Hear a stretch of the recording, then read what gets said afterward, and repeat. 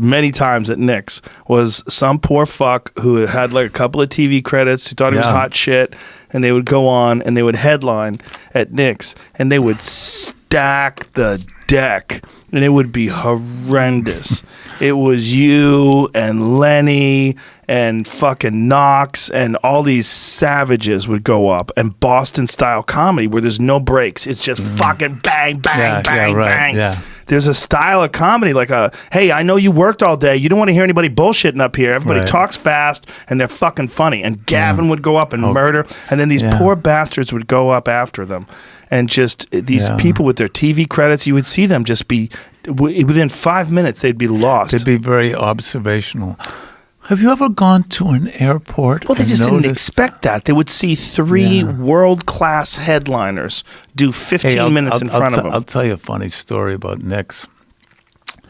Sam Kennison, right? He had been up for a few days, obviously. But anyway, you know what I mean? You know the era. So I said, and Sam was a good friend of mine. He was a nice guy when he was straight. He had a dark side, like we all do. Yeah. But I said, Sam, this isn't L.A. These guys, Joey the Job and Billy the Front and fucking, you know what I mean? They're sitting up front, and you know how Sam was. And I said, Sam, I'm telling you, these are the wrong guys to piss off. Yeah. They had to fire him because, those guys, they'll kill you. They don't have any sense of humor. No. Well, not only that, they don't want to be fucked with. Yeah, there's Boston is some of the weirdest people in terms of like the way the rest of the world works. They're ready to fight. There's a lot of people that are ready to fight. They're ready to fight you. They're not going to shoot you or stab you. They're going to beat the fuck out of you. Right. And they're going to do it right then and there. And it'll happen anywhere. It'll happen at a restaurant. It'll happen at a bar. It's one of the last places that when we used to tour things there. Are ready to break out. Well, you would see real fist fights. Yeah. Like all the time. Like Ari Shaffir used to say that. Like me and him, we were leaving Faneuil Hall once, and there was a fucking brawl breaking out in front of this McDonald's. And he's like, you fucking people are savages here. I'm like, I'm telling you, it's a different kind of human. It's cold for too much. The women are assholes. Like the men are assholes. Everybody's ready to fight and everyone's drunk. It's a different kind of place. Well, I grew up in Charlestown, right? They did a movie about the town and all that bullshit. It's a bullshit movie, but anyway, I grew up over there. And you didn't have to win, but you had to fight. Yeah. And my record was probably like 2 wins and 30 losses. And then there was a lot of draws because they break it up right away, But there were actual fist fights. Yeah.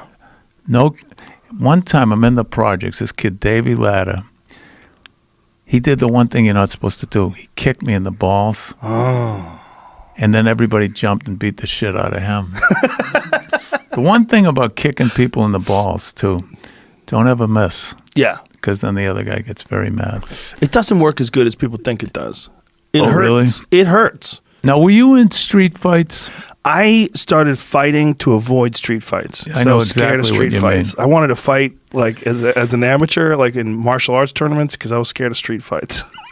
It seemed to me to they are frightening. It's fucking terrifying. You never know what's going to happen. People follow you around. You never know when it's going to. I was scared of fighting. That's why I got into it. I did not like that. Do you feeling. Remember that day when you're in grammar school and a kid offers you out? Yeah. At 8:30 in the morning. And you think about it all day. 8:30 in the morning till 3 in the afternoon.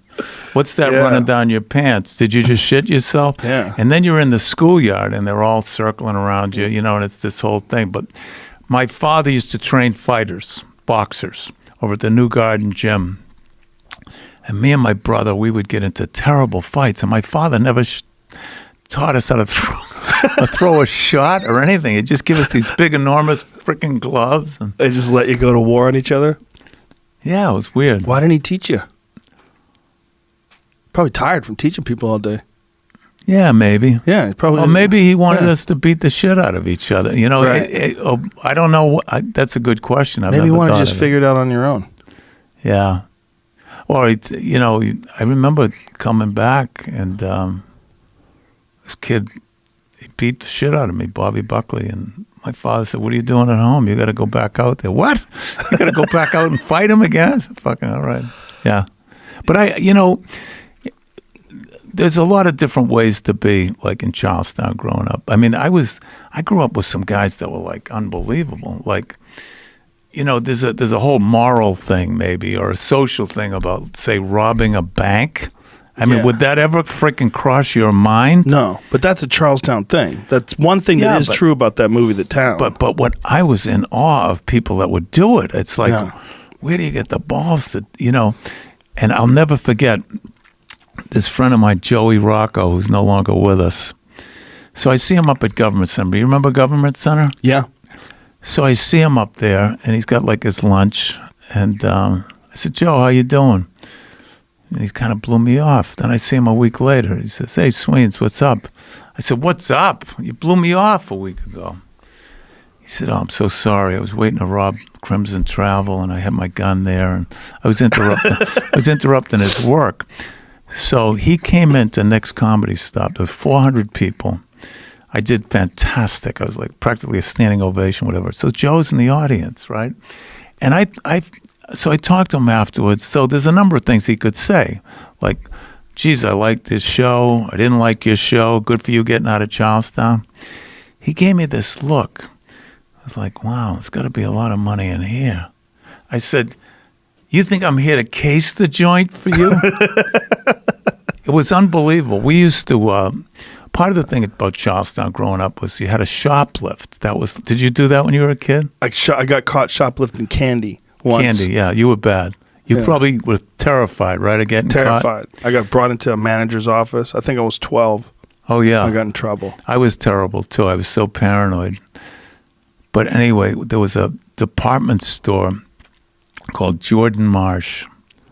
And my job was to catch the football. They'd throw me the football. I'd catch it and run down Tremont Street. So we've just, stolen a football, right? So that was the gig. So one time I'm up there and this other kid says to me, "Pick up the end of this canoe." I said, "What?"